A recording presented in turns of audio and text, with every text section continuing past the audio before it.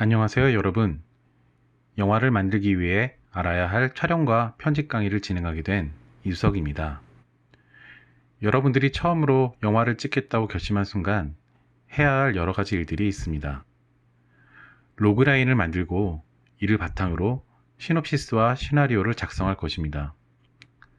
시나리오를 완성한 뒤에 가장 먼저 할 일은 어떻게 촬영할 것인가를 생각하고 결정하는 것입니다. 피사체를 어떤 크기로 찍을 것인가, 어떤 구도로 찍을 것인가, 카메라를 어떤 각도로 놓고 찍을 것인가, 이런 고민을 한 뒤에 영상을 촬영합니다. 시나리오는 촬영을 통해 영상화됩니다. 그래서 어떻게 촬영할 것인가는 대단히 중요합니다. 이렇게 촬영된 영상은 편집 과정을 거쳐서 한 편의 영화로 만들어지게 됩니다. 사실 촬영과 편집은 한 몸 같습니다. 연출과 촬영, 편집이 각각 존재하는 것이 아니라 프로덕션 전체의 과정을 이해하고 서로가 유기적으로 연결된 한 몸처럼 연결됩니다. 그래서 촬영이나 편집은 각각 존재하는 것이 아니라 서로를 위해 존재합니다. 이번 과정에서는 영화를 만들기 위해 알아야 할 촬영과 편집이라는 제목으로 처음 영화를 만들고자 하시는 분들에게 도움을 드리려고 합니다. 숏은 우리가 사물을 바라보는 관습적인 시선을 사용합니다.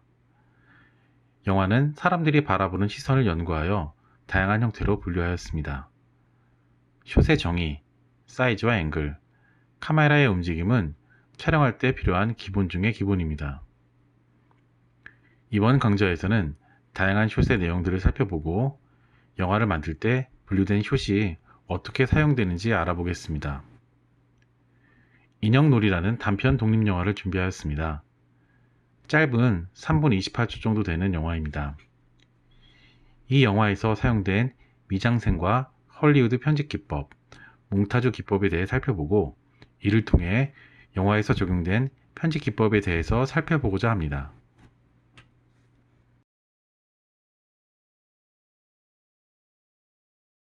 모든 것은 최소 단위가 있습니다. 수량이나 각도 등 다양한 물체를 측정할 때도 최소 단위를 기준으로 측정합니다. 영화를 촬영할 때도 최소 단위가 있는데 이것을 숏이라고 합니다. 숏은 물리적으로는 카메라의 녹화 버튼을 눌렀다가 정지할 때까지 촬영한 것입니다. 물리적으로는 그렇습니다. 하지만 숏은 촬영할 때 의미를 담는 가장 최소 단위입니다. 연출자가 영화에서 보여주고자 하는 의미의 최소 단위인 것입니다. 편집에서도 비슷한 개념으로는 컷이 있습니다. 비슷하지만 조금 다릅니다. 컷은 숏을 더욱 잘게 분리하여 사용할 수 있기 때문에 어떤 사람들은 컷이 좀 더 세분화된 의미라고 합니다. 하지만 숏과 컷은 최소 단위의 의미를 담고 있는 것입니다. 숏은 프레임 안에서 보여지는 피사체의 크기입니다. 여기서 프레임이란 화면에 보여지는 사각형의 틀이라고 생각하시면 됩니다. 이 프레임 안에서 숏은 인물과 배경, 인물이 처한 상황 등 다양한 것을 보여줍니다. 우리가 어떤 시대나 장소, 공간의 의미를 파악하기 위해서는 배경을 보아야 어떤 시대인지 혹은 공간인지를 파악할 수 있습니다. 그리고 대화하거나 활동하는 인물을 통해서 영화에서 보여주는 사건을 파악합니다. 이때 인물을 더 많이 보여줄지 혹은 인물이 처한 배경이나 상황을 더 많이 보여줄 것인지에 따라 숏의 크기가 결정됩니다. 숏의 크기는 인물과 배경 중 어떤 것을 크게 보여주는 것인지 결정하는 것입니다. 이러한 숏에는 여러 종류가 있습니다. 크게 롱숏, 풀숏, 니숏, 웨이스트숏, 바스트숏, 오버 더 숄더 숏, 컬러저업으로 구분할 수 있습니다. 더 구체적으로 알아볼까요?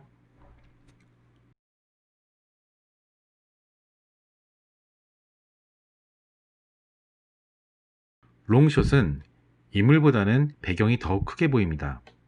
인물이 작게 등장하는 숏입니다. 롱숏은 인물보다는 인물이 있는 장소, 상황, 분위기를 보여주는 것에 집중합니다. 그래서 인물은 배경에 비해서 대단히 왜소하게 보입니다. 롱숏을 통해 우리는 앞서서 말한 바와 같이 영화의 시대적 배경이나 상황 등을 파악합니다. 롱숏에서는 인물의 표정이나 동작을 자세히 관찰하기는 어렵습니다. 롱숏은 사실주의 영화에서 많이 쓰입니다. 사람의 동작뿐만 아니라 촬영 현장의 상당 부분을 잡을 수 있기 때문에 사건의 전개를 잘 설명할 수 있기 때문입니다. 그래서 화면 구성을 통해 의미를 전달하기 좋습니다. 아무리 봐도 이상한데. 심각하긴. 풀숏은 롱숏처럼 인물보다는 배경에 집중합니다. 하지만 풀숏은 롱숏에 비해서 인물의 모습이 화면에 가득 차 보입니다. 인물의 머리끝부터 발끝까지 꽉 차게 담겨 있습니다. 풀샷은 배경과 더불어 인물이 행하는 동작이 구체적으로 보입니다. 그래서 인물의 연기를 통한 의사 전달에 용이합니다. 개그 콘서트 같은 프로그램에 처음 시작하는 쇼트를 생각해 보세요. 처음에는 풀숏으로 보여집니다. 연극처럼 무대의 전체를 보여줄 뿐만 아니라 소품부터 시작해서 배우의 모습까지 모두 볼 수 있습니다. 찰리 채플린도 영화에서 풀숏을 사용하여 배우의 동작과 상황 설명, 상대방의 반응이나 미세한 표정 변화까지 담아냈습니다.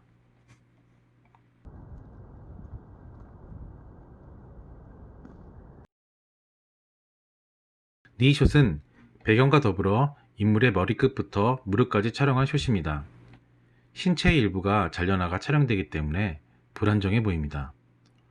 하지만 풀숏에 비해서 인물의 행동을 좀 더 집중해서 볼 수 있습니다. 라라랜드라는 영화를 보면 주인공의 댄스씬에서 풀숏과 니숏이 적절하게 조화됩니다. 니숏은 풀숏에 비해서 조금 더 역동적으로 보입니다. 남주인공과 여주인공이 같이 대화하며 걷는 장면에서도 니숏이 적절하게 사용되었습니다. 원래 니숏은 서부극에서 허리에 찬 총을 보여주기 위해 활용되었습니다. 총구를 서로 겨누며 총싸움이 시작될 때 니숏은 배우들의 역동적인 동작과 표정까지 생생하게 보여줍니다. 그러지 말고 앉아. 웨이스트 숏은 인물의 머리끝부터 허리까지 촬영한 숏입니다. 인물의 상반신을 보여줍니다. 앞으로 설명할 바스트 숏이나 웨이스트 숏은 사람이 일반적으로 대화할 때 우리가 실제로 보는 사람의 전형적인 크기입니다. 웨이스트 숏은 니숏에 비해 안정적입니다. 얼굴부터 허리까지 삼각구도로 이루어져 있기 때문입니다. 관객이 가장 편안하게 볼 수 있는 숏으로 대사 전달력이 뛰어납니다. 웨이스트 숏은 배경과 더불어 인물의 동작도 볼 수 있습니다. 장면을 설명하면서 배우의 동작과 대화 등을 보여주기에 적절합니다. 그래서 추격신이나 움직임을 표현하는 장면에서 많이 사용됩니다.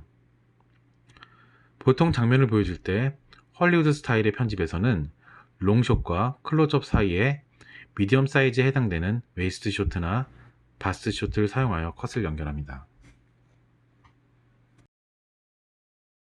재밌네.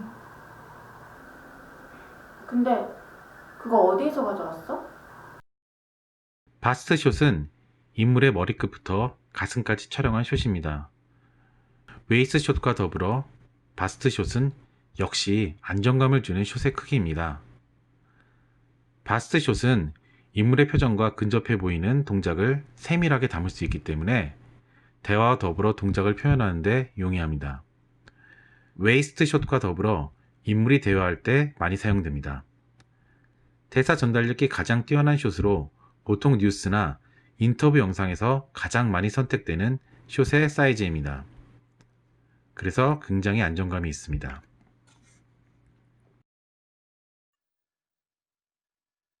아무리 봐도 이상한데. 심각하고. 예쁘지 않아? 난 싫어. 왜 그렇게 예민해? 근데 그거 어디에서 가져왔어? 대화 장면에서 인물을 촬영할 때 맞은편 사람의 어깨나 뒷모습을 함께 촬영하는 것입니다. 사람이 아닌 풍경 등의 사물을 촬영할 때에는 앞 사물의 물체를 거쳐서 너머에 있는 대상의 피사체를 촬영합니다. 이때 맞은편 사람이나 사물이 화면에 동시에 보이기 때문에 인물의 관계성이나 두 피사체의 연계성을 표현하고 싶을 때 사용합니다. 오버 더 숄더 숏은 프레임에 담기는 두 피사체의 위치가 중요합니다. 두 사람의 대화 장면입니다. A가 왼쪽에 있고 B가 오른쪽에 있습니다. A의 어깨 너머로 B의 얼굴이 보입니다. 이때 B의 얼굴은 A보다 오른쪽에 있습니다. 장면이 컷으로 전환되고 B의 어깨 너머로 A의 얼굴이 보입니다. 자, 이때 A와 B의 위치를 확인해 볼까요? B의 뒷모습은 오른쪽에 있고 B 너머에 있는 A는 왼쪽에 있습니다. 만약 이런 위치가 잘못되어 나온다면 관객은 혼란을 느끼게 됩니다. 왜냐하면 A와 B의 위치가 앞서 말한 것처럼 설명되지 않고 A도 오른쪽에 있고 B도 오른쪽에 있다면 관객들은 배우의 위치를 이상하게 느끼고 영화를 보는 몰입감이 저하됩니다. 배우가 서로 대화하는 연기 장면을 관객들이 몰입감 있게 보게 하려면 오버 더 숄더 숏에서 배우들의 위치를 정확하게 보여줘야 합니다. 이런 화면의 원리를 180도 법칙이라고 합니다. 180도 법칙과 이미지너리 라인에 대한 설명은 미장센 편에서 좀 더 설명하도록 하겠습니다. 너가 가져간 거 아니야? 아니야, 나도 몰라. 인물을 기준으로 얼굴만 담는 숏입니다. 이때 어깨선을 포함하여 촬영하느냐 혹은 얼굴의 특정 부위를 확대해서 보여주냐에 따라서 클로즈업, 미디엄 클로즈업, 익스트림 클로즈업 등으로 세분화되기도 합니다. 사실 클로즈업은 우리의 시선으로는 웬만해서는 만들기 힘든 숏의 사이즈입니다. 우리가 일상적으로 보는 시선은 풀숏, 웨이스트 숏, 바스트 숏 등입니다. 클로즈업은 바라보고 싶은 피사체를 확대해서 보는 것입니다. 그래서 클로즈업으로 찍은 쇼트는 사람의 감정이나 극도의 속도감 혹은 피사체가 가지는 질감을 통해 연출자가 표현하고자 하는 것을 보여줍니다. 누군가를 사랑하거나 증오하는 모습을 표현하기 위해서는 클로즈업이 필요합니다.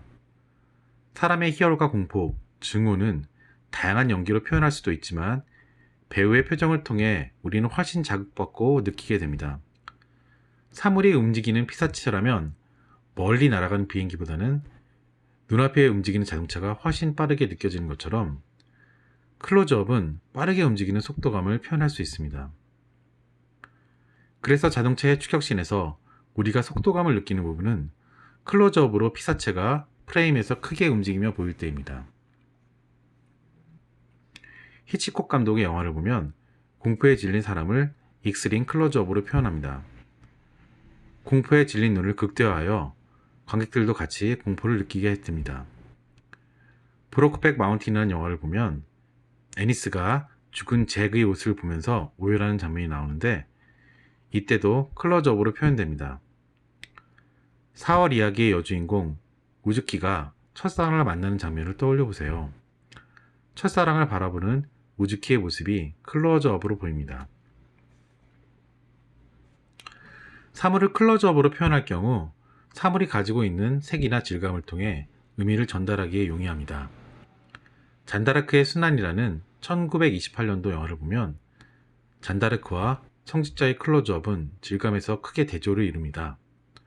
박고랑처럼 갈라진 주름이 굵게 간 성직자의 얼굴, 그에 비해 훨씬 부드럽게 표현된 잔다르크의 얼굴은 고압적인 태도와 위력을 가진 성직자의 모습과 상대적으로 희생양이 된 잔다르크의 모습을 대비해서 보여줍니다. 지금까지 숏의 다양한 크기에 대해서 알아보았습니다. 사실 우리가 사물을 바라보는 시선은 관습적인 면이 있습니다. 내가 관심이 있는 사람이나 사물은 좀 더 가까이 가서 크게 보고 싶을 것입니다. 관심이 없거나 외면하고 싶은 것 혹은 주변의 일상은 좀 더 거리를 두고 지켜보기 마련이죠. 숏의 사이즈는 이러한 관습적인 시선을 가지고 있습니다. 그래서 촬영할 때 이러한 숏의 크기를 잘 결정하여 촬영한다면 여러분들이 표현하고자 하는 영상의 의미를 좀 더 잘 담아 촬영할 수 있습니다. 이러한 숏들이 편집을 통해서 의미와 의미가 연계되거나 충돌하는 다양한 상황들을 통해 관객들은 여러분이 보여주고 싶은 이야기의 의미를 잘 알게 될 것입니다.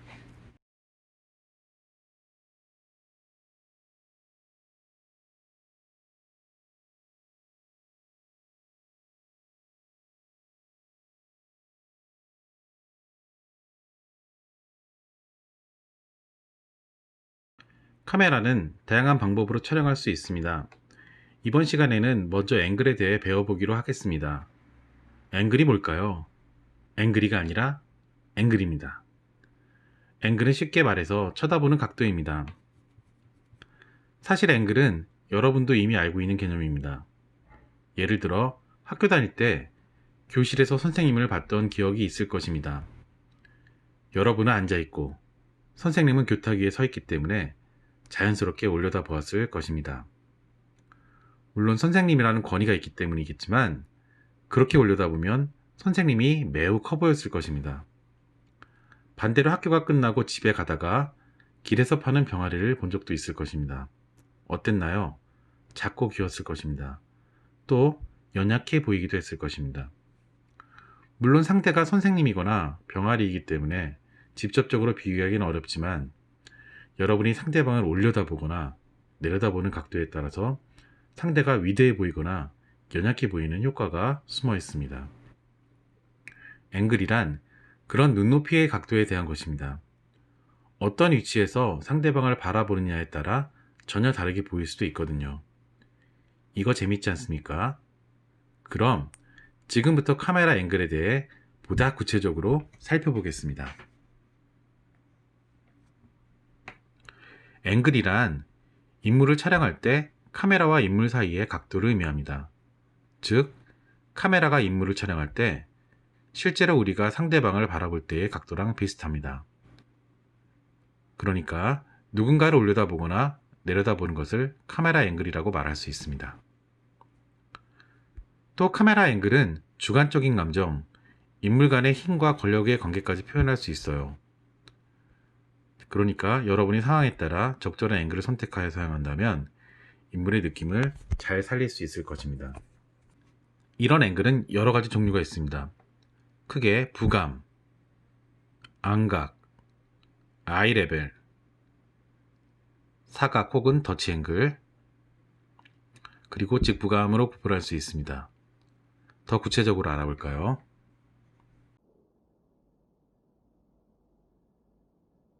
부감 혹은 하이 앵글이라고 하며 카메라가 위에서 아래로 촬영하는 각도를 말합니다.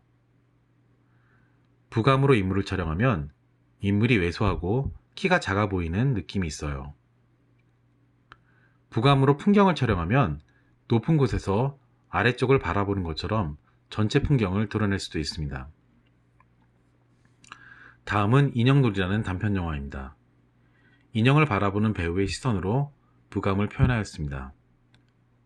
부감은 배우의 시점 숏으로도 쓰입니다.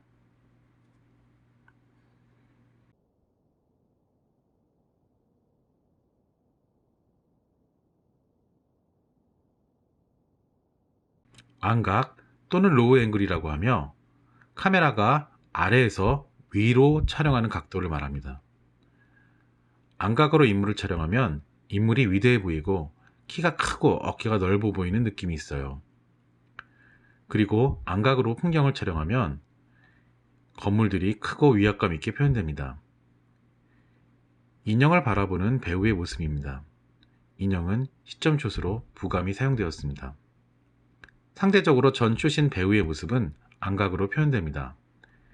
인형을 바라보는 배우의 감정이 좋지 못하기 때문에 좀 더 권위적인 배우의 모습을 표현하기 위해서 안각이 사용되었습니다. 왜? 이것도 다 인연인데. 우리 아주 좋다. 잘 어울리자. 아이레벨은 카메라와 인물이 평행을 이루는 각도입니다. 즉, 눈높이 그대로 바라보는 모습입니다. 그래서 아이레벨은 특별한 의미 없이 힘의 균형이 맞는 앵글이라고 할 수 있습니다. 비교적 객관적인 시선으로 인물을 표현할 때 사용하면 좋은 앵글이라고 할 수 있습니다. 인형놀이 영화에서는 인형을 놓고 두 배우가 대립합니다. 이때 배우가 바라보는 서로의 시선은 동등합니다. 그래서 힘의 균형이 맞는 것처럼 보이죠.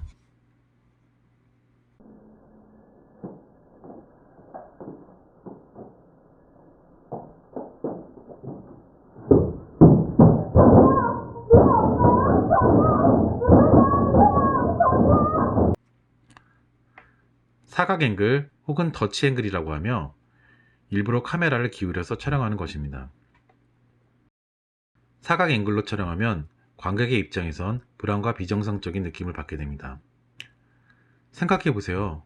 고개를 비스듬히 기울여서 세상을 본다면 많이 이상하지 않을까요? 그래서 이 앵글은 극적인 사건이나 인물의 불안, 어둠을 표현할 때 사용합니다.